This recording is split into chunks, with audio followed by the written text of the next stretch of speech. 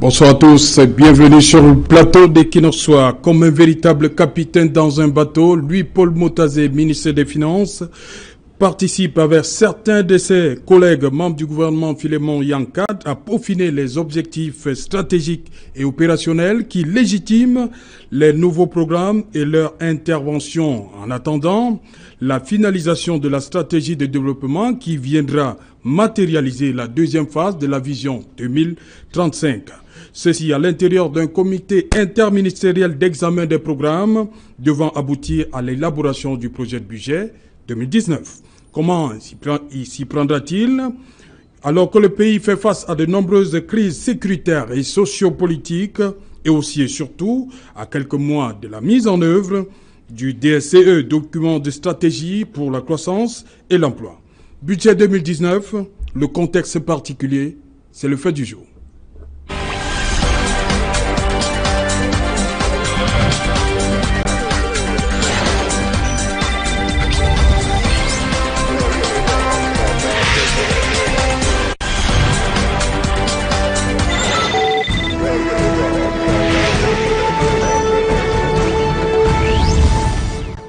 Je suis avec Maître Bienvenu Eben. Bonsoir.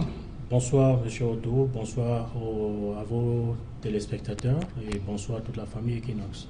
Vous êtes huissier de justice, mais très proche du milieu de la finance.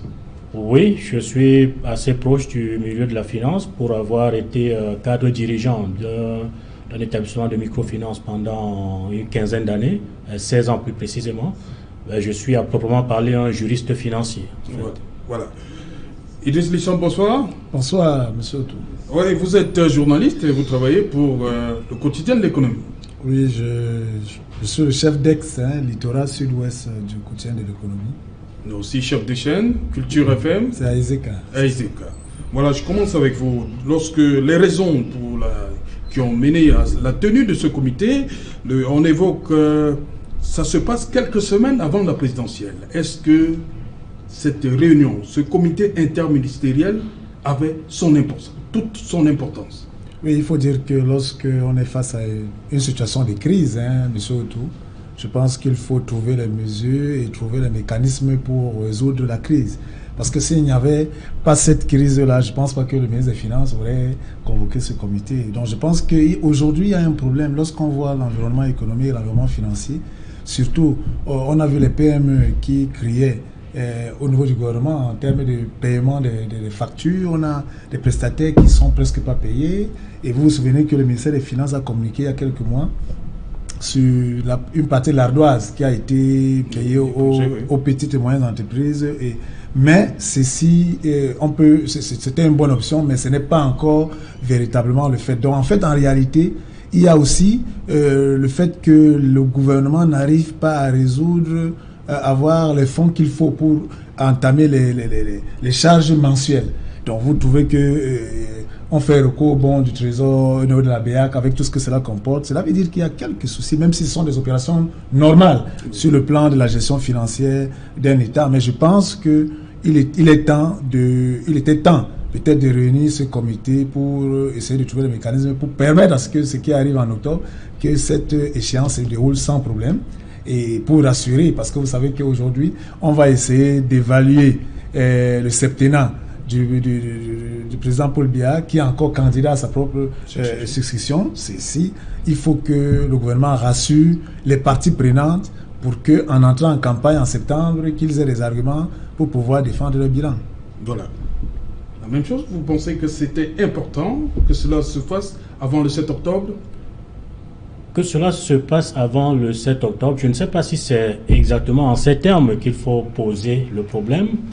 Parce que bien que l'élection présidentielle soit programmée en octobre, mais l'activité socio-économique du pays, elle est continue. Oui. Okay? Il faut simplement dire que le 20 La présidentielle, c'est un enjeu majeur. Oui, la présidentielle, c'est un enjeu majeur, mais la vie économique du pays ne s'arrête pas pour autant. Oui. On est d'accord. Le 20 juin 2018, M.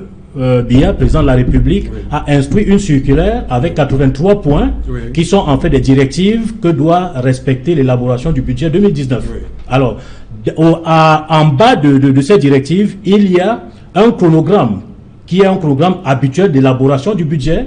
Et dans le chronogramme en question, le projet de budget doit parvenir à la présidence de la République, je crois, au plus tard en octobre de 2018. Oui. OK, mais il y a un ensemble d'activités qui sont prévues là-dedans, oui. Des comités, des sessions. Il y en a un qui devait avoir rendu sa copie, je pense, au 17 août, donc dans 3 jours là. Donc bref, ces activités normales de l'État dans le projet d'élaboration de, je sais pas moi, de sa gestion financière. Voilà. Vous avez parlé de ces points. On demande de tenir compte des exigences du programme économique. Il y a aussi parachever le plan triennal, l'organisation surtout de la CAN. De la CAN. Voilà, c'est surtout, pour moi, c'est surtout ça qui, quand j'essaie de rentrer dans leur psychologie, c'est surtout ça qui fait la particularité du budget 2019, parce que tout le monde est focalisé. Est-ce que le Cameroun va finir par organiser... Puisque le délai c'est décembre. Est-ce que le Cameroun va finir par organiser la CAN ou pas? Et là, il faut se doter de tous les moyens pour pouvoir rattraper ce qui ne l'a pas été, oui. Et finaliser ce qui peut encore l'être. Donc je pense que c'est ça qui fait la particularité. Enfin, là-dedans, quand on parle de la finalisation du parachèvement du DSE, du document stratégique pour la croissance et l'économie, le plan d'urgence triennal, oui. Mais ça, c'est des documents, c'est des actions qui sont mises en œuvre depuis un certain nombre de temps, oui. Dont on n'a pas évalué la faisabilité. C'est-à-dire, on n'a pas passé ces programmes-là à la critique même des experts. Donc, ce qui fait que il y a eu une petite navigation en vue, et puis là maintenant, du coup, on se réveille et on met ça en avant, on essaye de le noyer au milieu d'autres recommandations. Et c'est le fonctionnement habituel, malheureusement, de l'État du Cameroun. Edith Lisson, vous êtes d'accord qu'il faut à tout prix des fonds avant décembre 2018 pour la CAN et aussi la présidentielle? Oui, bien sûr, il faut trouver les mécanismes. Et maintenant, vu ce qu'on a vu ces dernières années, on va se poser la question de savoir, est-ce que, vous savez qu'un budget, c'est un ensemble de prévisions et les recettes et les dépenses. Voilà. Alors, ces recettes, où est-ce qu'on va les prendre? Est-ce qu'on va continuer à visser les PME? Parce que nous sommes dans une sorte, ça dit que les opérateurs économiques sont déjà asphyxiés et étouffés. Donc, où est-ce qu'on va aller chercher? C'est une très bonne question et j'aimerais que ce comité et que le ministère des Finances trouve justement les réponses à cela. Mais, tel qu'on voit comment nous fonctionnons, comment le gouvernement fonctionne, ceux qui sont inquiets vont encore, une fois de plus, être plus inquiets parce qu'on ne voit pas de signaux. Parce qu'au moment où nous parlons, par exemple, pour le budget 2018, il y a des difficultés à joindre les deux bouts. Alors, 2019, voilà la CAN qui arrive avec des échéances non prévues comme des échéances prévues. Et surtout, Maître parlait du plan triennal qui est déjà enclenché. Ces fonds ont été annoncés, où est-ce qu'on les trouve? Ou bien est-ce que ces fonds sont disponibles quelque part? Sinon, il faut trouver ces fonds. Finalement, on risque de se trouver avec des promesses qui ne vont pas se tenir. Peut-être que, Maître ne devait pas en parler, mais je pense que là, on est face à l'échéance du 7 octobre, où il faut absolument élire le candidat bien, et après, demain, on verra. Mais si il faut véritablement évaluer, on se dit que il y aura des difficultés pour 2019. Et Lisson semble... La priorité pour lui, c'est la présidentielle d'abord, ensuite la CAN. Mais pour la même de la réélection d'abord. Oui, bon, de la réélection d'abord, oui, puisque quand vous les écoutez déjà, un ministre de la République a dit sur un plateau de télévision chez un de vos concurrents qu'on ne remporte pas une élection avec un bilan. Okay? Donc ça veut dire qu'ils ne se sentent même pas obligés de faire le bilan de tout ce qu'ils nous ont promis il y a 7 ans. Voilà, donc c'est dans cette logique qu'ils sont. Alors, est-ce que c'est la réélection moi je dois savoir. La réélection avant la réélection après. Du moins, non, la réélection. En termes de priorité. L'élection présidentielle était déjà programmée, oui. Et il y a eu une masse, une poche budgétaire qui avait été prévue pour ça en début 2018, qui était de 50 milliards.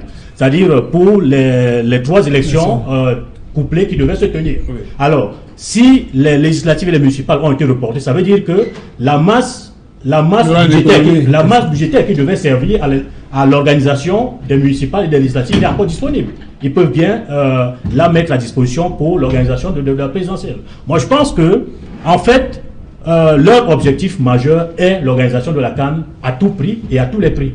Et c'est pour ça qu'on essaye maintenant de faire semblant de s'activer pour essayer de rattraper ce qui peut être rattrapé. Ben, je dis, le contexte est d'autant plus particulier pour le ministre des Finances que le président de la République a instruit qu'il faut mettre en place, je sais pas, une fiscalité, faciliter la fiscalité pour les PME. Oui. Ben, attendez, ça c'est un objectif qu'on met quelque part et puis un contrepoids qui n'ont jamais appliqué auparavant. Okay? Parce que chaque fois qu'il y a des dépenses surabondantes et farfelues qui sont exécutées, quelque part, la seule poche de récupération qu'ils trouvent, c'est asphyxier les entreprises, asphyxier les citoyens, multiplier plus d'impôts. Et vous savez, quand un impôt, on dit l'impôt, plus d'impôts tue l'impôt, et quand un impôt devient abusif, on appelle ça en français une maltote. Ça veut dire que c'est un impôt abusif, il est plutôt asphyxiant. Voilà, il y a une autre préoccupation, c'est la crise sociopolitique.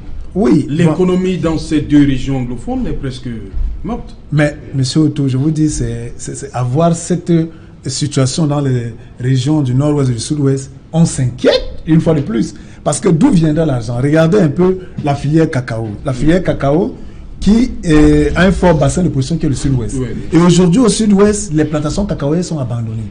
Nous sommes allés, on vient de lancer la campagne cacaoyère 2018-2019 en Gomédia, la semaine dernière. Alors, au sud-ouest, ces cacaoculteurs ont abandonné leurs champs parce que les Amazoniens ont pris les champs en otage. Et même ceux qui réussissent à récolter, à porter ça de cacao, ils passent par le Nigeria.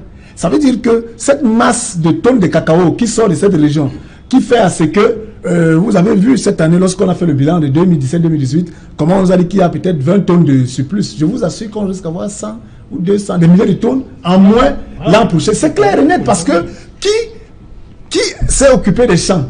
Parce que quand on arrive au niveau de la récolte, il y a une étape. Il y a les étapes d'entretien des champs, les bonnes pratiques pour arriver à une bonne récolte. Ça n'a pas été fait parce que les gens ont abandonné les villages, les gens ont abandonné donc si on regarde seulement cette filière cacaoyère, voilà, cette masse, l'argent que l'État va perdre de ce côté-là. Ça, c'est d'un.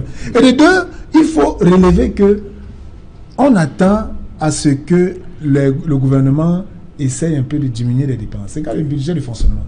Chaque fois, on sort des notes où on dit il faut serrer la ceinture, mais presque aucune ceinture n'est serrée. Parce que moi, je pense que si peut-être la circulaire du chef de l'État et si le ministre des Finances prendrait, ça veut dire que si on prenait des mesures fortes pour justement essayer de diminuer le train de vie de l'État, moi, je pense que cette piste-là peut permettre à ce qu'ils aient un peu de liquidité. Mais à regarder tel que le système fonctionne, je doute fort et je pense que 2019, c'est véritablement particulier parce que là où on attend à recevoir de l'argent, on risque de ne pas en trouver. Voilà, il nous a rejoint sur ce plateau Emmanuel Kounié, bonsoir. Bonsoir monsieur Etou et merci de m'inviter à cette réflexion. Vous êtes économiste. Tout à fait.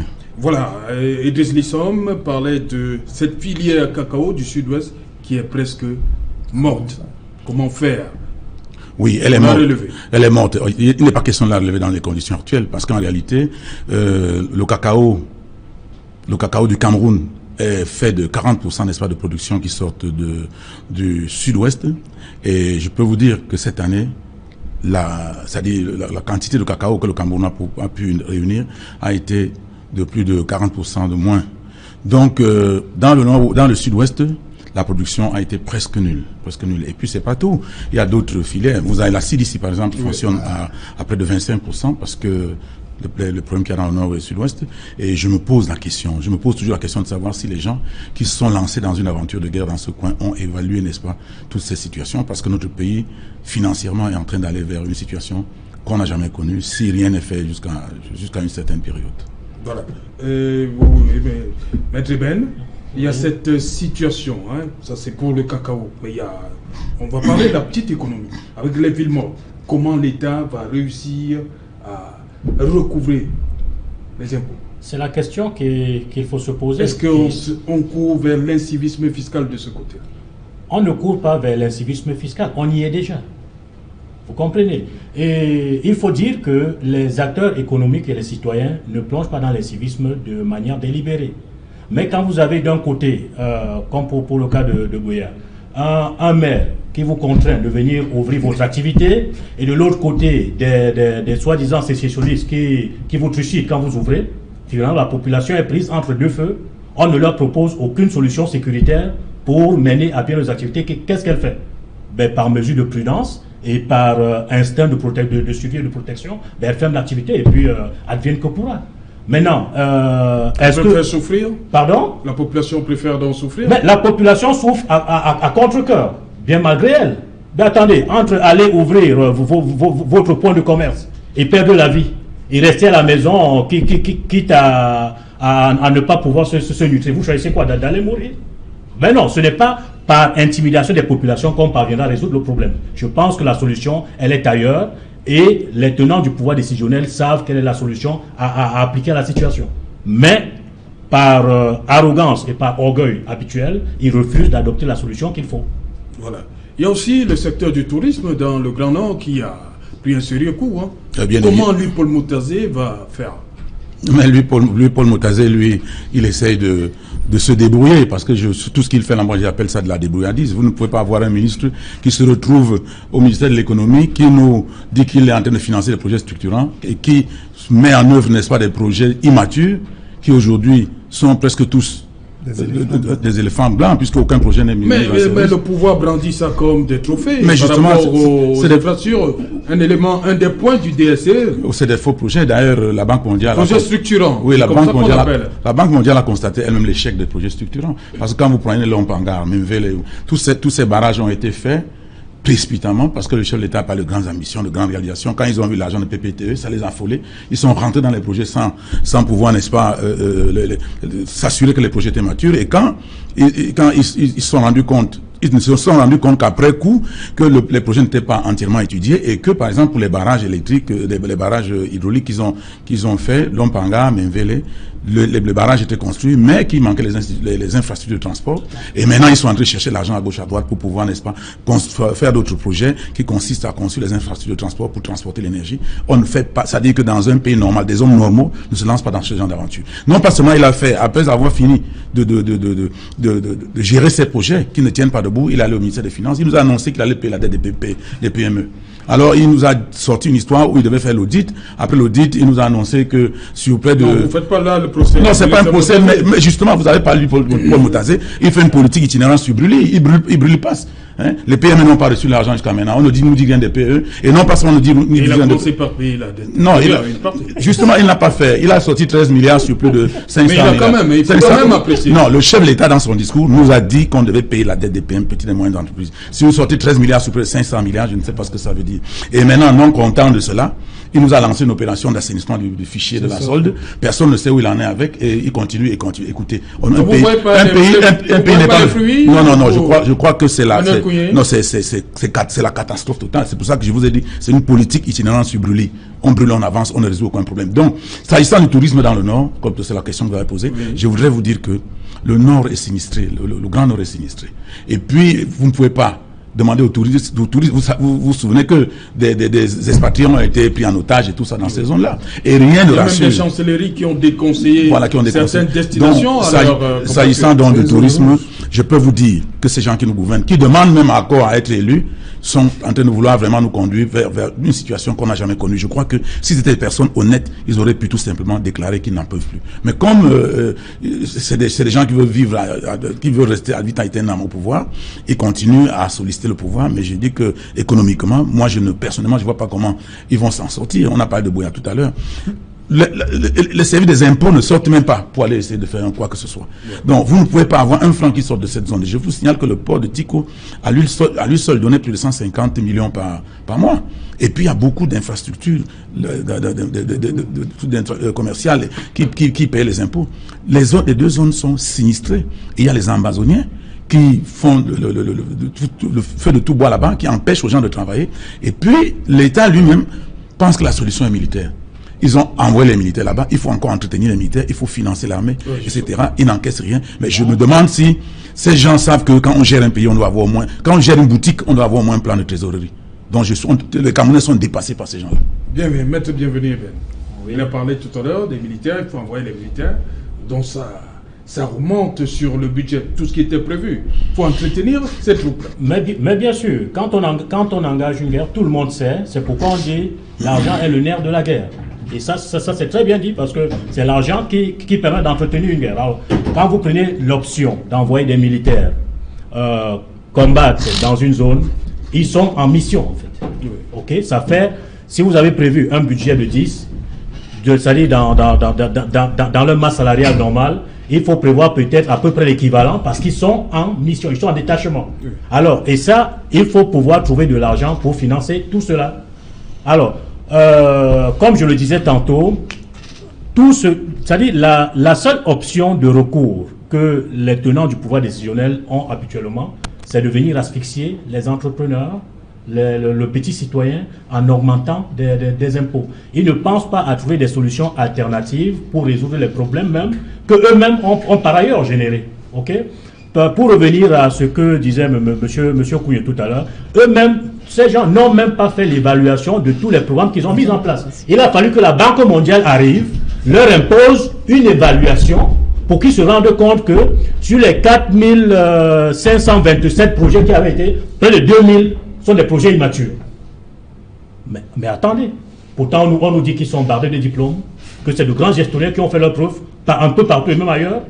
Mais quand vous suivez ce genre de choses, même sans être en économie chevronnée, comme M. Kouye vous dit, il y a quelque chose qui ne va pas. Il y a quelque chose qui ne va pas et il faut trouver une solution en urgence. Et je pense que quand ces gens demandent à être relus, comme disait M. Kouye, c'est hors de compréhension, en fait. Voilà, bonsoir Wilfried Kanga. Bonsoir. Voilà, vous êtes analyste politique et aussi analyste. Vous faites de l'économie, c'est ça, de temps en temps? L'économie, c'est comme la politique, l'étude de la société, des enjeux, de l'alimentation, du tourisme, de l'entrepreneuriat. Tous ces domaines-là sont et la politique et l'économie. Donc quand on fait l'un, on fait l'autre d'une certaine façon. Ok. Le DSCE, il reste quelques mois. Hein, mais à entendre Emmanuel Kouye sur ce plateau, tous ces projets-là que le gouvernement brandit comme des trophées, des projets immatures. Oui. Un échec pour le DSCE?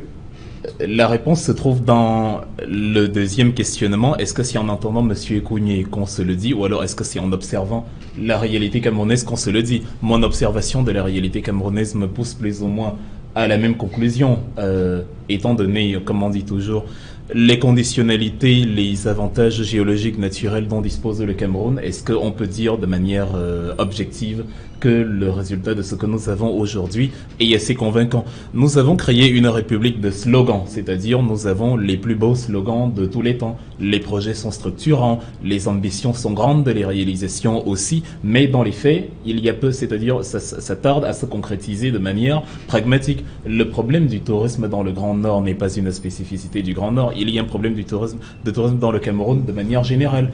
Dernièrement, je pense sur le même plateau, on avait essayé d'établir une analogie d'un pays comme le Brésil, qui, sur sa côte, a pris 4,5 km pour créer la fameuse plage La Copacabana, connue du monde entier et qui fait, grâce à ce volet tourisme, rentrer de colossales devises au pays. Nous avons plus de 400 km de côte au Cameroun. Pourquoi nous n'y arrivons pas? Je prends cet exemple parce que nous sommes dans la zone côtière, on n'a pas besoin d'aller très loin au nord, et ainsi de suite. Donc sur les 100% de projets que nous avons aujourd'hui, bon, il y a près de 49 qui ne sont pas à maturité, comme vous avez dit, et ce n'est pas comme si les 52% étaient assez convaincants dans la réalisation. On a évoqué le volet des éléphants blancs tout à l'heure. Un éléphant blanc, c'est un projet qui impressionne par son apparence, par son envergure, mais qui, du point de vue de l'utilité, ne sert strictement à rien.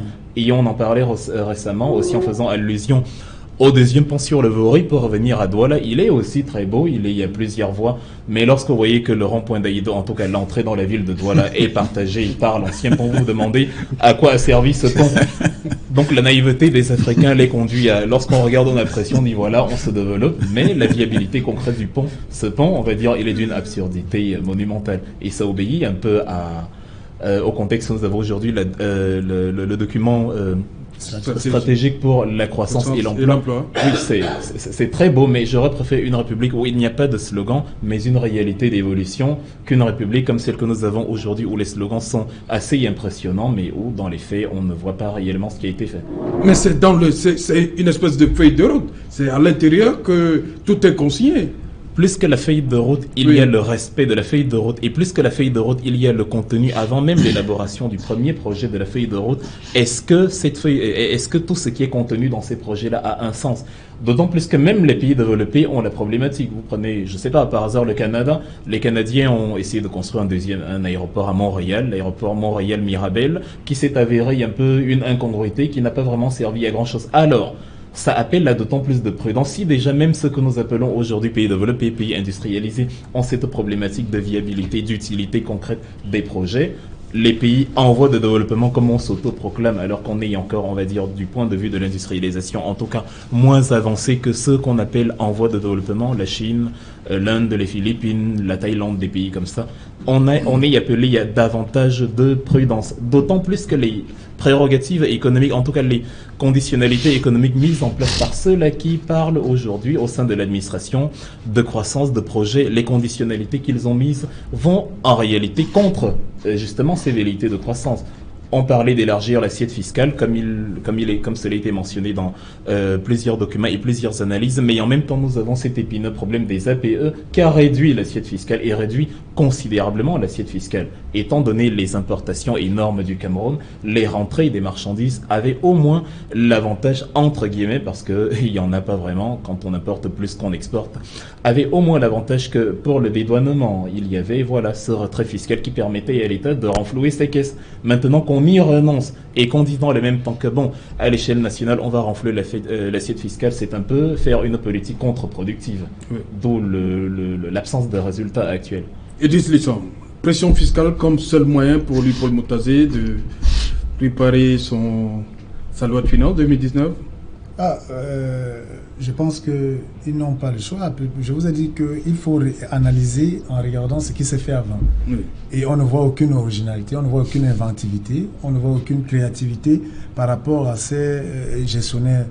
Mais je pense que nous sommes, il a dit, dans une république de cosmétique. C'est-à-dire qu'on veut absolument jouer sur les beaux discours, les belles images, et alors qu'au fond, il n'y a pas d'éléments palpables. Moi, j'ai dit tantôt que pour 2019, j'aimerais bien voir la magie. C'est-à-dire que la magie que le ministre des Finances va faire, comme à l'époque, c'est pas peut-être avec un bâton magique abracadabra, il va permettre d'avoir des recettes. Non, mais je vous dis que la situation est pour moi d'autant plus très grave que plusieurs personnes dans ce plateau ont dit que ce gouvernement, c'est pas moi j'ai dit toujours que c'est de bonnes guerres, que ceux qui profitent du système le défendent corps et à cri. Mais lorsque ils rentrent chez eux en fin de journée, qu'est-ce qu'ils se disent? Lorsque vous arrivez dans une ville comme Douala où vous ne pouvez ni sortir ni entrer parce que on est à la pénétrante et c'est la catastrophe. C'est-à-dire que quand on vit ça au quotidien. Il y a le deuxième pont sur le Vouri. Non, laissons même le deuxième pont sur le Vouri. Voilà la nationale numéro 3 qui est la voie de passage qui dessert plusieurs pays, c'est-à-dire la RCA et la Centrafrique, qui se trouve bloquée parce qu'il n'y a pas d'entrée. 3 jours. Mais je vous dis, et ce qui arrivera demain sera plus grave. Parce que j'ai l'impression que quand on fait l'analyse du budget 2019, on ne prend même pas en compte cela. Ça veut dire que nous allons arriver à un moment dans ces pays-ci ou dans cette ville de Douala où on va se lever matin, on sera enfermé entre nous, on ne pourra ni sortir ni entrer. Et c'est vrai, cela ne crée personne, on ne voit aucune visibilité. Mais entre-temps, lorsque vous voyez ces projets, cette république de l'urgence, où on va mettre les plans d'urgence et tout ça, vous allez voir cet argent qui sort, mais qui ne donne aucun résultat. Ça veut dire qu'il y a un système qui est mis en place pour nous pousser à l'urgence, parce que eux qui gérant à l'urgence sans orthodoxie financière, vont manipuler l'argent et ils vont s'enrichir. Entre-temps, le peuple va croupir toujours dans la misère. Donc je pense que 2019 pour moi, c'est... en fait, les électeurs pourront... Il faut peut-être mieux éclairer les électeurs pour qu'ils décident pour arrêter ça. Parce que 2019 pour moi, je vois véritablement la vie plus difficile que celle que nous vivons aujourd'hui. Emmanuel Kounié, je vais vous lire là quelques éléments le deuxième point du DSE par rapport à la stratégie de croissance. On parle de croissance accélérée, une croissance moyenne à 5%, sous-emploi moins de 50%, taux de pauvreté monétaire moins de 28,7%, réalisation de tous les objectifs du millénaire pour le développement. Vous êtes satisfait à quelques mois de la fin du DSE? La mise en œuvre du DSE. Non, je crois vous avez vu tout ça? Non, je crois que peut-être ce sont des prévisions. Parce que vous vous souvenez que le chef de l'État, je ne sais pas en quelle année, peut-être c'était en 2016 ou en 2015, je ne sais plus, quand il a fait son discours, il a parlé de résilience. Parce que, dit-il, on avait atteint, en 2016, on avait atteint un taux de croissance de 5, quelque chose pour cent. Mais depuis cette année-là, il n'en parle plus. Il ne parle plus de taux de croissance, il fait son discours, il n'en parle pas. Parce que nous avons dégringolé.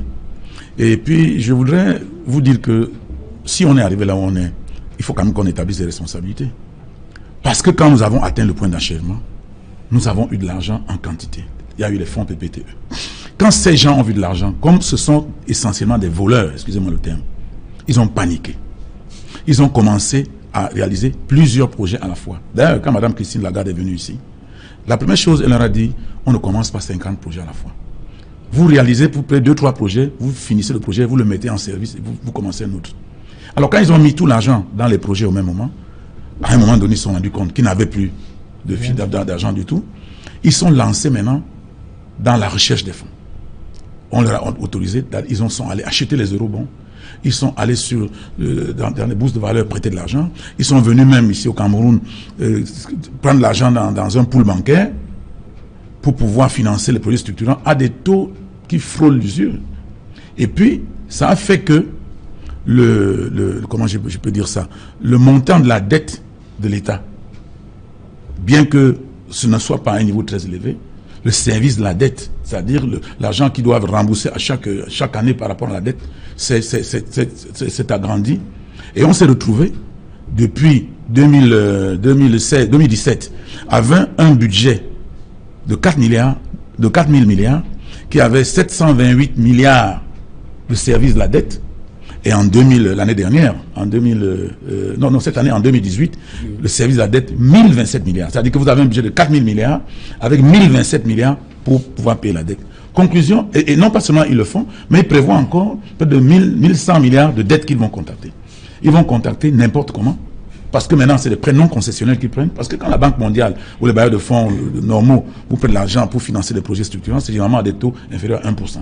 Mais quand vous allez prendre l'argent dans des pools bancaires à près de 12% pour financer un projet structurant, de l'argent à très court terme, vous êtes fatalement en train de plomber le budget de l'État.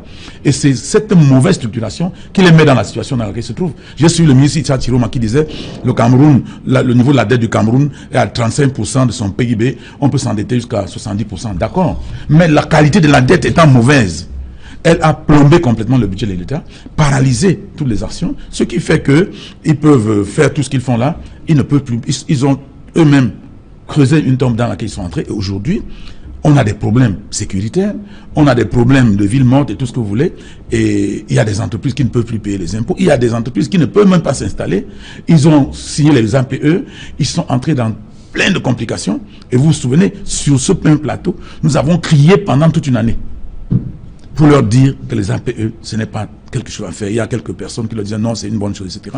Mais ils se sont rendus compte qu'ils ont signé les APE et les autres pays de la zone ont refusé, n'est-ce pas, d'adhérer à tout cela. Et ils sont engouffrés dedans. Aujourd'hui, on voit les magasins, les comptes Carrefour s'installer au Cameroun pour écouler les produits, etc. D'ici la fin de cette année 2018, on va entrer dans l'année 2019. Ce qu'ils veulent, c'est continuer à prendre le pouvoir et s'installer au pouvoir, et advienne que pourra. Parce que il est établi de manière claire, économiquement, il est établi qu'ils ne pourront pas faire quoi que ce soit, n'est-ce pas, pour sortir le Cameroun dans les taux dans lesquels ils ont pris le pays. Emmanuel Kounié, je reste avec vous. Vous avez dit tantôt qu'ils se sont lancés dans plusieurs projets à la fois au même moment. Mais on a vu, non loin de nous, il y a un pays voisin qui s'est jeté dans cette... On a vu les fruits. Quel pays? La Guinée équatoriale. C'est vous qui le dites. Oui, si vous prenez le cas de la Guinée équatoriale, la Guinée équatoriale a construit... En quoi c'est une mauvaise chose de se lancer? Quand vous vous lancez dans des projets, mais vous faites un chronogramme de votre projet, vous regardez votre financement. Regardez même seulement le pont du Vouri.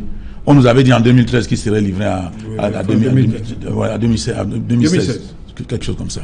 Mais après avoir fini le pont, parce qu'ils ont conçu le pont, toujours un projet immature, après avoir terminé la construction du pont, ils se sont rendus compte que les pénétrantes n'étaient pas prévues. Maintenant, ils ont commencé à chercher les financements pour les pénétrantes. Ils ont fait la pénétrante de Bonabéry, la pénétrante ouest, mais la pénétrante du pont de Vouri, du rond-point d'Edo, ils sont dessus. Quand vous-même, sans être ingénieur, un Camerounais simple, quand vous arrivez devant ce pont, à cet endroit, vous vous demandez si les gens qui sont en train de travailler comprennent ce qu'ils sont en train de faire. Parce que personne ne comprend ce qu'ils sont en train de faire là-bas. Et puis, quel que soit, même si on n'a pas été à l'école, on comprend quand on construit un pont comme ça. Si au rond-point d'Edo, il y aura toujours la route qui descend vers Bonantonet pour au rond-point 4e, toujours la route de Trois Boutiques et toujours la route d'Alfred Sacker, les gens vont circuler sur le pont, mais il y aura un engorgement à la sortie. Alors, quels sont ces gens qui... Moi, je crois que ces gens qui financent des projets ne viennent même pas voir ces projets. Et on a un président de la République qui ne sort jamais de chez lui. Mais on ne peut pas, un peuple ne peut pas vivre comme ça. C'est comme si nous sommes maudits. Donc, on ne peut pas... Ils ont commencé les projets partout, ils ont commencé plusieurs projets, mais ils n'ont réussi à mettre aucun projet en service. Sinon, vous citez-moi un. Celui de Kribi, le pont sur le port en eau profonde de Kribi. Il n'y a pas de voie de transport. Il n'y a pas de chemin de fer qui traverse ce port. Qu'est-ce que c'est que ce port qui ne peut pas, où il n'y a pas d'accès? On ne comprend pas. Donc, moi, je crois que il y a quelque chose qui ne va pas. Mais ces gens devaient au moins marquer un temps d'arrêt et expliquer aux Camerounais qu'ils ont échoué et que, je ne sais pas, qu'on essaie de voir comment... Et puis, essayer d'associer d'autres personnes. Parce que vous ne pouvez pas être ceux qui conçoivent les projets, ceux qui les mettent en œuvre, ceux qui contrôlent, et puis vous faites tout. C'est-à-dire que vous êtes au début du projet à la fin. Dans d'autres pays, on met au moins des cabinets privés pour pouvoir s'assurer que les travaux sont en train d'être faits selon les règles là. Et puis, on regarde ça sous plusieurs prismes, et puis on s'assure que le projet avance normalement. C'est les mêmes gens qui conçoivent les projets. C'est eux qui passent des marchés. Et souvent, c'est des marchés qu'on passe de manière précipitée, comme les marchés de la canne. C'est des marchés de gré à gré et tout ça. Et puis, c'est eux qui sont chargés c'est l'administration qui est chargée de suivre tout ça. Donc, moi, je crois que nous sommes dans une situation catastrophique. Et je crois que ces gens, s'ils sont gentils, ils devraient quand même comprendre que ce qu'ils ont fait ne leur permet pas de continuer à espérer de continuer. Maître Ben, autre point, ça c'est le 5e point du DSCE. Un capital humain solide pouvant soutenir la croissance économique. Développement du secteur de la santé, l'éducation, formation professionnelle, genre et protection sociale. Et là-dedans, on brandit comme toujours le trophée. On a conçu plusieurs universités, des hôpitaux de référence. Vous n'êtes pas satisfait avec tout ça? Monsieur Autour, je ne sais pas, bon, vous jouez votre rôle de bon journaliste. Mais concernant les hôpitaux, en fait, pour ce point, il faut dire que dans la circulaire dont nous avons parlé tout à l'heure de Monsieur le Président de la République, le point 72, deuxième tiret, parle exactement de l'accès à l'éducation, à l'eau potable, au logement. Et est-ce que rien n'a été fait? Il y a eu une avancée ou pas? Écoutez, en termes de logement, le ministre de l'Habitat a fait toute une conférence de presse pour dire comment les logements sociaux sont déjà en cours d'achèvement. Ils sont exécutés. La Constitution est exécutée à plus de 80%. Vous êtes rendu à Marabakoko? Non. Bon, vous n'y avez pas été. Faites-y un tour. Et c'est ainsi partout dans toutes les villes où le projet de logements sociaux a été mis en œuvre. Pour parler de mon quartier, quand même, un clin d'œil aux gens de mon quartier, à lundi, c'est-à-dire après Bonhomme, c'est-à-dire, il y a un projet de logements sociaux qui a été annoncé à grand renfort de publicité. Des Canadiens sont même arrivés sur le site là-bas au village chez nous, avec beaucoup de pubs, de chaînes de télé. Le projet n'a jamais démarré. Pourquoi? Parce que les Canadiens exigent une voie d'accès sur le site du projet avant d'entamer les travaux. Les Camerounais leur disent non, mettez de l'argent à notre disposition et puis on va entamer. Bref, c'est bloqué depuis au moins 5 ans. Alors, parlant des hôpitaux, je prends une anecdote assez triviale. Si vous avez votre épouse, elle vous dit qu'elle fait très bien la cuisine, et chaque fois que vous rentrez le soir, elle vous sert à manger à table, et puis elle va manger chez la voisine, vous dites, vous commencez à vous poser des questions à ce moment. Je le dis pourquoi? Ces gens qui nous disent, on a conçu des hôpitaux de référence, à Douala, à Yaoundé, à San Médina, un peu partout, mais quand ils sont malades, ils vont s'y soigner eux? Non, ils sont dans le premier avion médicalisé pour aller soigner même un rhume en Europe. Alors ça veut dire qu'ils savent bien que les projets qu'ils mettent en œuvre ici, c'est des projets en trompe-l'œil. Alors, parlant des universités, Monsieur Autou. Mais vous mettez peut-être du plateau technique de nos hôpitaux? Ce n'est pas moi. Ce n'est pas moi. Mais il faut leur poser la question. Pourquoi ils vont se soigner à l'étranger? Je vous prends une autre anecdote concernant les hôpitaux. Il y a des hôpitaux qui n'ont pas tous les spécialistes. Écoutez, monsieur, on a un ancien ministre des Finances dans ce pays qui, après sa sortie du gouvernement, a été déclaré gravement malade. il a demandé une autorisation d'évacuation sanitaire à l'étranger. Le ministre de la Santé, qui est encore en poste, pour une fois, a pris une décision que moi j'ai trouvée formidable. Il lui a autorisé son évacuation sanitaire pour l'hôpital de référence de Saint-Mélima. Vous comprenez? Il a estimé que son état pouvait être, pour son état, il pouvait se faire soigner à Saint-Mélima. Donc il y a quand même un plateau technique fiable. Je vous dis, qu'est-ce qui a été fait? Finalement, cet ex-ministre des Finances, avec ses accointances, a pu obtenir une autorisation de sortie du territoire. Le résultat des cours, c'est que à la sortie de l'aéroport à Roissy-Charles de Gaulle, il est sorti du brancard, il a pris un taxi pour aller se réfugier aux États-Unis, où il est jusqu'à présent. Vous comprenez un peu? Ça veut dire que ces gens savent que les hôpitaux qui nous brandissent ne servent pas à grand-chose. Je ne voudrais pas revenir ici sur le triste spectacle de feu Madame Koumatekel, avec, même si vous avez un plateau technique avec un personnel qui n'est pas conscient, qui n'a pas le souci de prendre en charge les malades qui arrivent, il se pose encore un problème de formation du personnel. Vous souvenez aussi, parlant des hôpitaux, de ce docteur en médecine, feu Madame Nkana, je crois, qui était décédé dans un hôpital de référence de Douala, parce qu'elle n'avait soi-disant pas payé une caution de 100 000 francs. Monsieur Autou, je dis, qu'on tienne tous les discours qu'on veut, mais en psychologie pratique, on nous apprenait, quand vous voulez connaître quelqu'un, n'écoute pas ce qu'il dit, hein. Regarde ce qu'il fait. Comment est-ce qu'il se comporte, tu le connaîtras mieux que dans son discours. Alors quand vous regardez tout ça, vous vous dites, ben, ces gens, ils nous prennent pour du bétail. Et c'est vrai, ils ont transformé le Camerounais en bétail électoral depuis très longtemps, et ils pensent que ça va continuer comme ça. Donc, tout ce qu'on met dans le DSE, M. Ekanga l'a dit tout à l'heure, c'est de la rhétorique verbeuse, c'est des slogans creux, c'est des discours, et rien d'autre. En termes de faisabilité, de réalisation pratique, il n'y a rien derrière. Et c'est ça qu'il faut expliquer aux téléspectateurs et aux citoyens camerounais. Ifidi Kanga, le tableau est si sombre que ça? C'est certainement l'émission la plus douloureuse à laquelle j'ai pu assister sur Equinox TV, parce que pour une fois, en se posant les véritables questions, on établit un diagnostic réel de la situation du pays. Les raisons pour lesquelles nous fustigeons la focalisation sur le débat politique sont justement le fait que les manquements économiques et sociaux sont si énormes qu'à la fin, si pour un observateur sérieux, il se demanderait si les Camerounais sont rationnels. Lorsqu'on a autant de manquements, comment ça se fait qu'on occulte autant justement les véritables sujets qui nous concernent? On parle de capital humain, en tout cas le 5e point que vous avez mentionné. Capital humain solide, pour soutenir la croissance économique. Exactement. Pour que le capital humain soit solide, il faut que l'humain soit au centre des préoccupations économiques du Cameroun. Il faut que l'économie soit une économie humaniste. Mais prenons le volet de la croissance. Lorsqu'on dit la croissance à 4-5%, bon, déjà les analystes, les études analyses sérieuses ont démontré que pour que le Cameroun devienne un véritable pays émergent, il faudrait une croissance à 8% de manière continue sur 20 ans. Là, on n'est même pas à 5%, on est à la moitié de ces fameux 8%. Et le deuxième élément qui dérange dans cette fameuse croissance économique, c'est que ce n'est pas comme si la grand-mère d'Aïdo ou je sais pas, de Bepanda a dans son quotidien le ressenti d'une croissance économique. Si la croissance économique, c'est l'exportation de la banane par la PHP ou alors l'implantation de Carrefour, de Bolloré, etc. Oui, on est en pleine croissance économique. Mais tant que la création de richesse n'est pas le levier par lequel le Camerounais subvient à ses besoins, tant que la fonction publique est le premier employeur du pays au point où les gens se font des guéguerres pour des positionnements parce que justement, on n'a pas répondu aux questions économiques d'exploitation des richesses dont dispose le pays au profit des citoyens. Évidemment, là, on ne peut pas vraiment dire qu'on est dans une économie humaniste ou qu'il y ait une croissance économique outre mesure.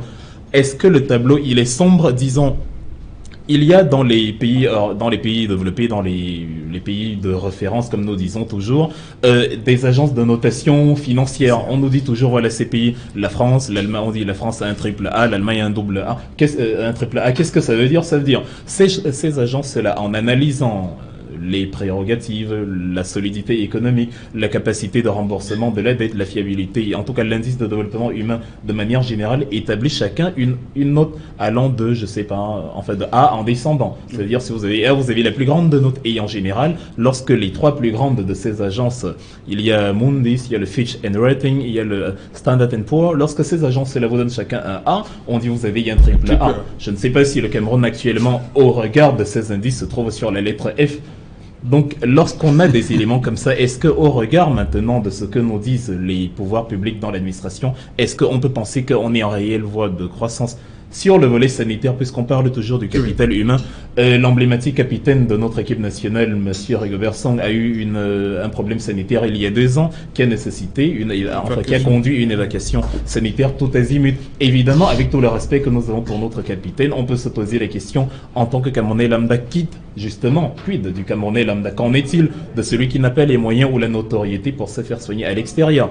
Un hôpital de référence signifie un hôpital auquel on se réfère, un hôpital qui sert d'exemple. Mais si un hôpital n'a pas d'infrastructure opératoire, d'infrastructure médicale adéquate, et ici, quand bien même il disposerait de ce matériel adéquat, il n'a pas un personnel qui a l'humain au centre et qui est prêt à laisser mourir quelqu'un pour une histoire de caution, est-ce qu'on peut le considérer comme une référence? C'est au regard donc de tous ces éléments-là qu'on peut se demander, est-ce qu'on peut vraiment parler justement? Est-ce que le tableau est sombre? Est-ce qu'il ne l'est pas? Ils ont élaboré des mesures avec la bonne volonté qu'on veut leur prêter. Ils ont dit, voilà, on va notamment, entre autres, réduire le train de vie de l'État. Mais si au quotidien, vous avez des fonctionnaires payés à 300 000 ou à 150 000 par jour, pas par mois, à vous de faire le ratio x30, ce que ça fait à la fin du mois, est-ce que ça s'appelle réduire le train de vie de l'État? Si les dépenses publiques pour des trivialités ou alors pour des fonctionnalités très bureaucratiques qui ne sont pas réellement utiles dans le domaine pragmatique, si on crée tout azimut des postes de responsabilité irresponsables, est-ce qu'on peut parler de réduction de train de vie de l'État? Donc il y a beaucoup de faux calculs justement qui justifient l'état réel de l'économie actuelle du Cameroun. Mais pour les couvrir, ces calculs-là, comme on est en pays francophone et qu'on est hérité de l'éducation française, il faut bien parler et séduire par le langage, on a justement ces slogans-là très agréables à l'oreille. Voilà, les sommes. Moi, je voudrais juste apporter un élément pour dire que, monsieur Otou, vous savez, lorsque vous aurez en face un membre du gouvernement, voici ce qu'il va vous dire. Il va vous dire que le système de santé du Cameroun a plusieurs niveaux. On a les centres de santé intégrés, on a les centres médicaux d'arrondissement, on a les hôpitaux de district dans certains arrondissements, on a les hôpitaux régionaux, on a les hôpitaux de référence. Alors, il faut dire que lorsque vous allez au fin fond du Cameroun, vous verrez dans les villages, il y a ce qu'on appelle les centres de santé intégrés. Très souvent, il n'y a que le chef de centre de santé qui se trouve là, sans éléments, sans plateau technique lié à son centre de santé. Donc, même la prise en charge primaire, il ne peut pas la faire. Et vous lui demandez, mais pourquoi votre centre est fermé? Il dit, mais je vais y aller quand les malades viendront. Que vais-je faire? Regardez dans toutes les zones rurales, vous verrez ce tableau triste. Alors, lorsque vous arrivez dans un hôpital de district qui a un minimum de plateau technique, vous verrez que les hôpitaux de district ne sont que les hôpitaux de district de nom. Il n'y a pas de plateau technique. Mais regardez ce qui s'est passé à Ezeka le 21 octobre 2016. Voilà qu'un train tombe, il y a un hôpital de district qui va avoir comme un minimum de plateau technique pour prendre en charge des blessés. Mais on n'a rien vu. On a vu tous ces ministres défiler là-bas, faire des discours et tout ça. Et même 2 ans après, il n'y a rien. Donc voilà, je prends ce chemin pour dire que lorsque vous aurez quelqu'un du gouvernement qui viendra, va commencer à vous citer qu'on a tel nombre de centres de santé intégrés, tel nombre d'hôpitaux de district, ils vont faire la liste et vous verrez que c'est très beau. Mais alors qu'au fond, il n'y a même pas du personnel. Parce que vous arrivez très souvent, je sais qu'on a parlé de l'humain. Quand vous avez un centre de santé, un hôpital de référence, un hôpital de district, où il y a 50 employés ou 30 ne sont pas des employés reconnus par l'État. C'est-à-dire qu'ils vivent sur les paiements lorsque vous voyez le bien de cession. Et on appelle ça le quote-part. On attend le quote-part pour leur donner un salaire qui est un salaire minable. Qu'est-ce que vous voulez que ces personnels-là fassent? Ils vont se limiter à vous faire des fausses ordonnances pour revendre les médicaments, pour faire des médicaments comme nous vivons dans nos hôpitaux. Et les hôpitaux deviennent des mouroirs à ce niveau-là. Le DSCE, ce point, vous voyez que peut-être que... Non, on est resté là sur la santé. Quid de l'éducation? C'est sombre aussi? Bon, l'éducation, il faut dire que le bilan, je suis sûr que le bilan, en partant du DSCE et même le bilan même du gouvernement en place, on va vous dire que nous sommes partis maintenant de presque université dans chaque région. Sur le plan numérique, c'est bien. Et même, on va vous dire quand même qu'il y a un nombre de diplômés et même d'enseignants qui sont recrutés. Mais on va, comme sur le plan de la santé, qu'est-ce que nous retrouvons dans ces universités?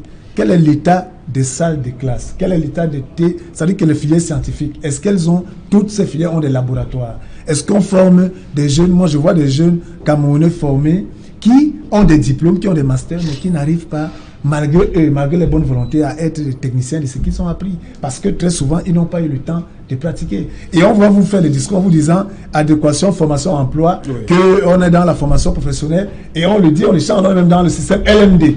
Mais c'est le 9e point du DSE. Entre les discours et la réalité, où se trouve aujourd'hui l'éducation par l'alternance? Combien de structures accueillent ces étudiants camerounais même pour des stages? Quand on parle de l'alternance c'est quoi? C'est que peut-être on passe 3 jours en classe et 2 jours en entreprise. Combien? Ceux qui essaient de le faire sont souvent les structures privées, les IPES, certains, d'un certain niveau. Mais maintenant, les universités publiques même, est-ce qu'elles le font? Je vous assure que il y a peut-être de la bonne volonté, mais en réalité, il y a beaucoup à faire, beaucoup de travail à faire et beaucoup de limites. Ok. Emmanuel Kounié, beaucoup à faire. Même chose pour le budget 2019. Moi, il m'arrive souvent à me demander de quel côté on doit commencer. Parce qu'on ne peut pas être dans un pays et se rendre compte à un moment donné que ça brûle pas. Mais vous êtes justement là pour faire des propositions. Oui, mais peut-être eux, ils ne voient pas nous avons des choses comme vous. Nous faisons des propositions. Faites des propositions. Donc. Nous faisons des propositions aux gens qui n'acceptent jamais les propositions, qui n'écoutent pas. Vous voyez un pays comme celui-ci. Ne vous lassez pas, faites continuer. Un pays comme celui-ci, il y a le plus grave problème que nous avons, qui est la crise anglophone. Le président de la République est chez lui. Il n'a jamais appelé aucun responsable d'un parti différent du sien pour lui demander qu'est-ce qu'on fait. Parce non, que vous ne pouvez pas être péremptoire comme ça. Vous êtes sûr qu'il ne consulte pas? Non, il ne consulte pas, puisque moi aussi, je suis dans un parti politique. Et on a vu en France, quand il y a eu l'attentat... Peut-être qu'il ne le fait pas de manière... François Hollande a appelé tout le monde, même Marine Le Pen a été appelée, parce que la République s'est vue touchée. Aujourd'hui, on peut dire que la République du Cameroun est en danger avec la crise anglophone, mais que quelqu'un s'enferme chez lui et qu'il décide la solution militaire et que tous les dirigeants, tous les responsables politiques disent que ce n'est pas la solution et qu'ils persistent dans cette voie. Ça fait 1 an qu'on a mis là-dedans. Et que la solution ne se trouve pas. Et qu'ils ne comprennent même pas que quand on a choisi une voie et qu'elle ne donne pas le résultat, on peut au moins changer le fusil d'épaule. Ils persistent dans cette voie pour que l'économie soit à terre dans ces 2 régions. Mais les perdants, c'est d'abord les Camerounais.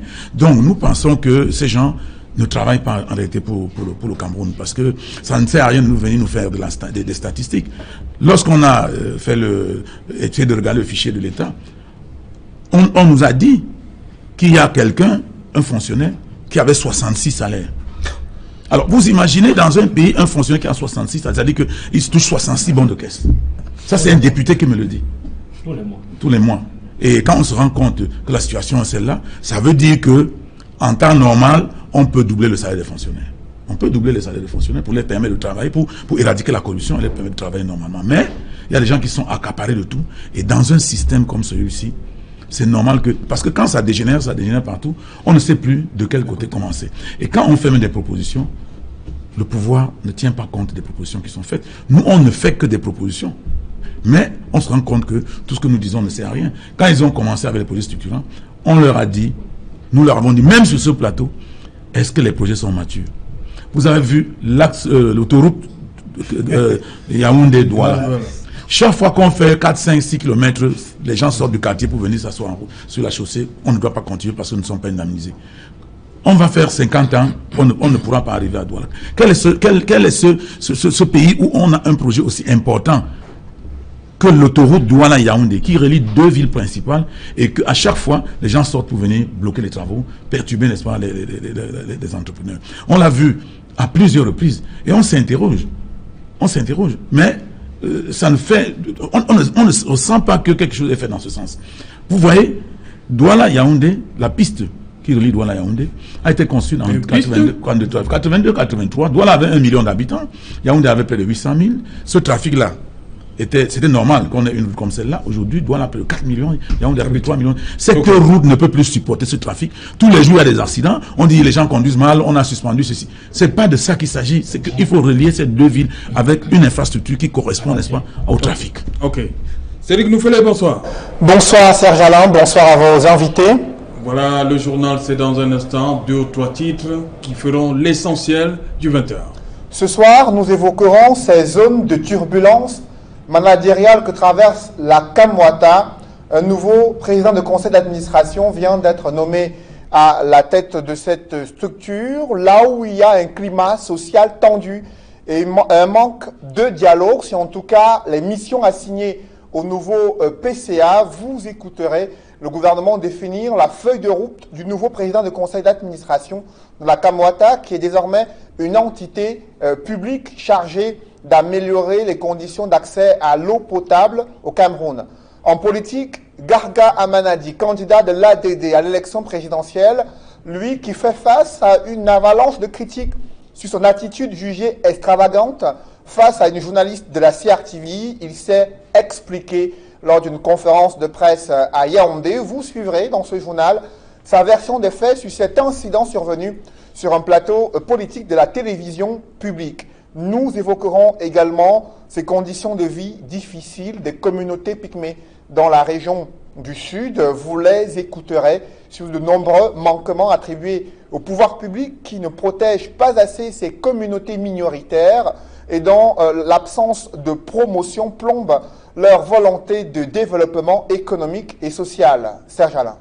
Voilà, le développement de tous ces titres, c'est dans un instant dans le 20h de Cédric Nouffelé. Quant à moi, madame, monsieur, je vous retrouve après pour le débrief.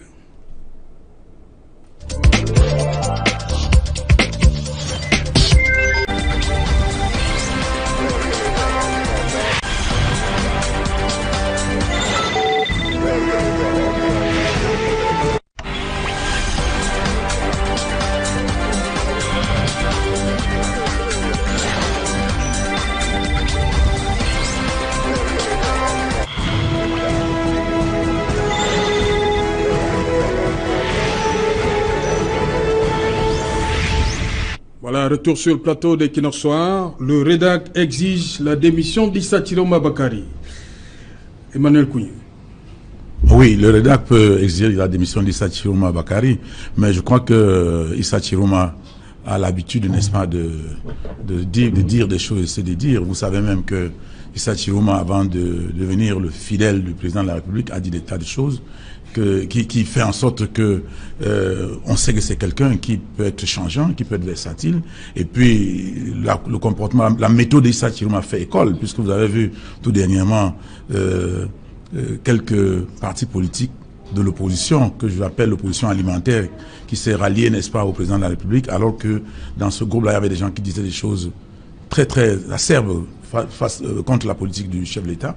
Donc vous dites donc que pour cette énième volte-face du ministre, on ne devrait pas lui en tenir rigueur. Non, disons que c'est dans son mode opératoire. On doit lui tenir rigueur et on doit demander sa démission. Mais je voudrais plutôt dire que cela ne lui fera pas ni chaud ni froid. Il ne pourra pas démissionner pour cela. Il va peut-être faire une déclaration par rapport à ça. C'est le mieux qu'il puisse faire, c'est qu'il puisse, n'est-ce pas, s'exprimer par rapport à ça. Mais je crois que ce n'est pas pour cela qu'il va pouvoir démissionner, parce que c'est quelqu'un qui est assez versatile et qui a l'habitude de dire des choses le contraire, qui a un double langage parfois. Et donc, je pense que ce qui est en train de le faire est fait pour que nous puissions savoir que ce qu'il avait dit d'abord n'était pas vrai et qu'il a changé de langage, il a dit le contraire, mais c'est sa façon de fonctionner. Donc, je crois que on ne doit pas s'attendre à grand chose, il ne pourra pas démissionner pour cela, mais je crois qu'il faudrait que le REDA continue à faire pression, parce que nous ne pouvons pas admettre qu'on soit dans un pays où, au sommet de l'État, ou bien au plus haut niveau de l'État, on fasse des déclarations sans pouvoir, n'est-ce pas, avoir au préalable, sans s'être au préalable assuré de ce qu'on dit tient la route. Donc ça nous fait pas honneur, ça dévalue notre gouvernement, ça nous dévalue d'ailleurs nous tous. Donc Monsieur Issa Chiroma devrait tout au moins répondre, nous donner des explications sur ce type de comportement qui consiste à dire des contre-vérités et puis à revenir reconnaître que c'est des contre-vérités et à rester tout tranquille. C'est inadmissible pour un membre d'un gouvernement comme Maître il ne va pas démissionner, on peut le démissionner? Oui, comme le REDAC l'exige. Hein? Le REDAC l'exige en présupposant qu'on serait dans un pays normal, ce qui n'est pas manifestement le cas. Quand un ministre de la République fait des déclarations aussi désagréables, et comme le dit Madame Ngombe, pris en flagrant délit de mensonge. C'est extrêmement grave. Dans un pays normal, de deux choses l'une, soit il démissionne, soit on le démissionne. Mais on n'est pas dans un pays normal, justement. Et c'est pourquoi nous en profiterons pour dire La nouvelle république que nous comptons mettre en place avec le bâtonnier Akere Mouna sera une république de responsabilité. Quand un ministre se comportera comme ça, il devra de lui-même rendre son tablier. Ok, Wilfried de Kanga, vous qui vivez en Occident, c'est normal, non? Après une telle, on va appeler ça une bourde, le ministre doit rendre son tablier.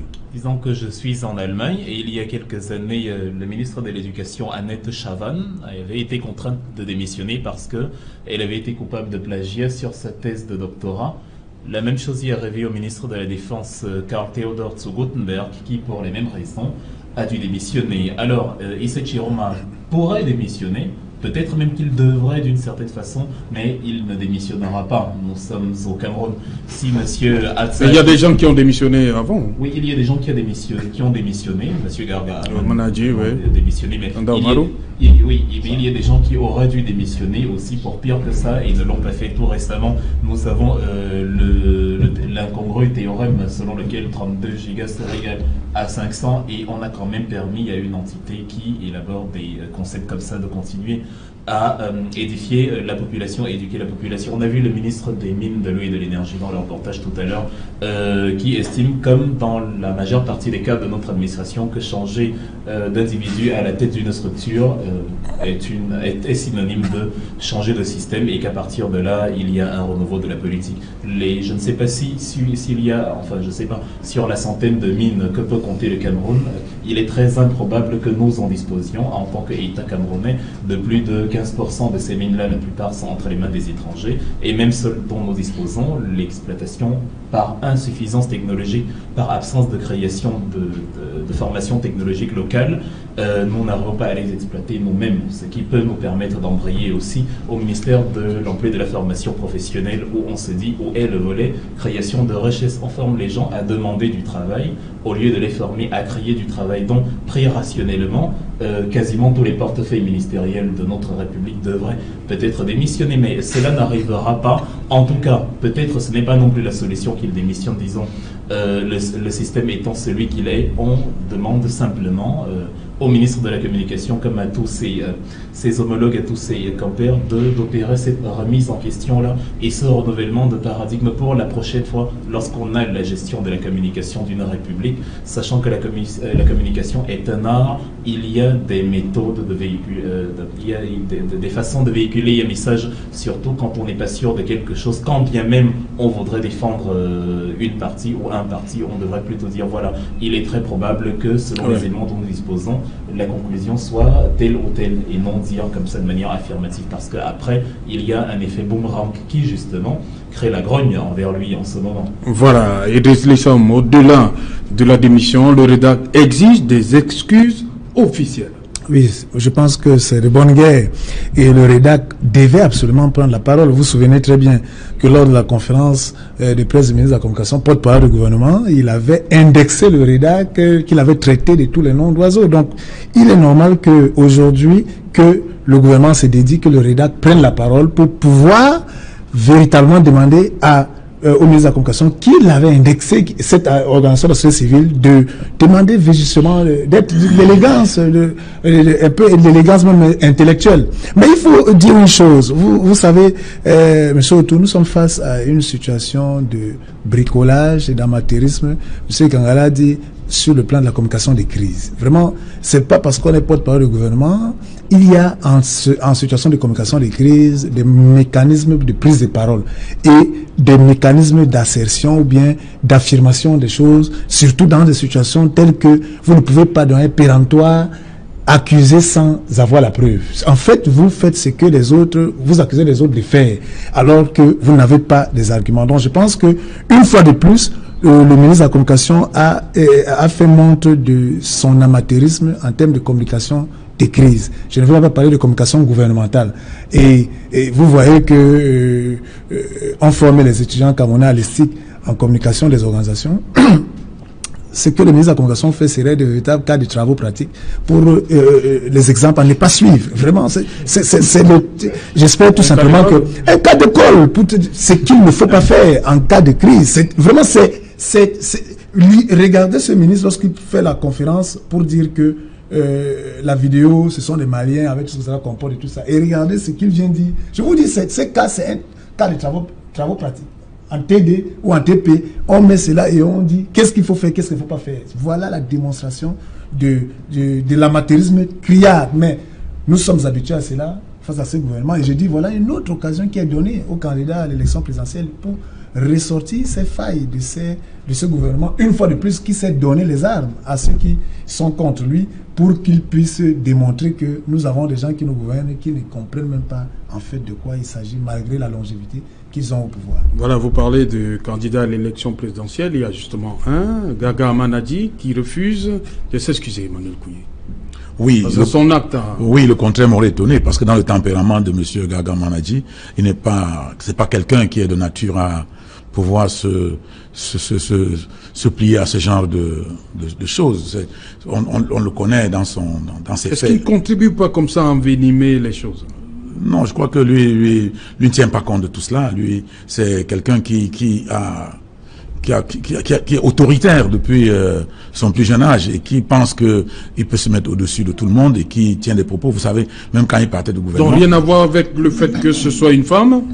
Parce que vous dites qu'il peut se mettre au-dessus de tout le monde. Oui, justement, parce que... Il aurait fait ça à un homme aussi? Oui, mais il peut le faire à un homme, mais je crois que beaucoup plus à une femme parce que il a méprisé cette femme à la limite. Et puis, bon, il aurait fallu, s'il avait un peu d'élégance, il aurait pu le demander des excuses même de manière symbolique pour pouvoir, n'est-ce pas, calmer cette affaire, mais il en venait plutôt en faisant comprendre qu'il ne l'a même pas vu, il ne la remarquerait même pas s'il l'a rencontré en route, et tout cela peut s'inscrire dans le risque de mépris, parce que quand vous êtes dans un environnement comme celui-là, vous ne devez pas tenir des propos de cette nature. Comment peut-il dire que s'il rencontre cette femme même en route, il ne la remarquera même pas? Il ose même dire qu'il ne l'a même pas regardée. C'est-à-dire qu'il a senti la présence de quelqu'un, il a commencé à se plaindre, etc.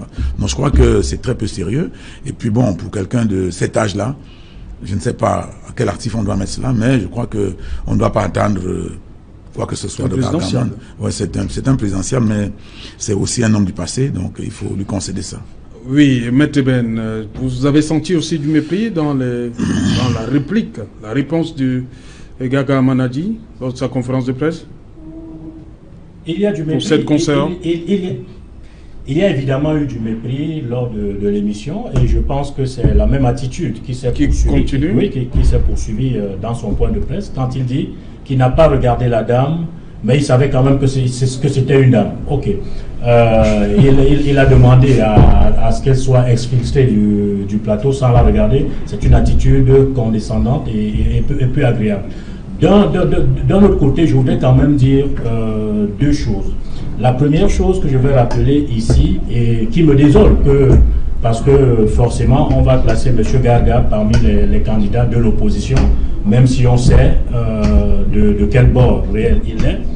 Il faut dire une chose, et les moins jeunes vont peut-être s'en souvenir à l'époque, Monsieur Garga avait déjà eu un précédent comportemental en giflant un proviseur dans la ville de Douala.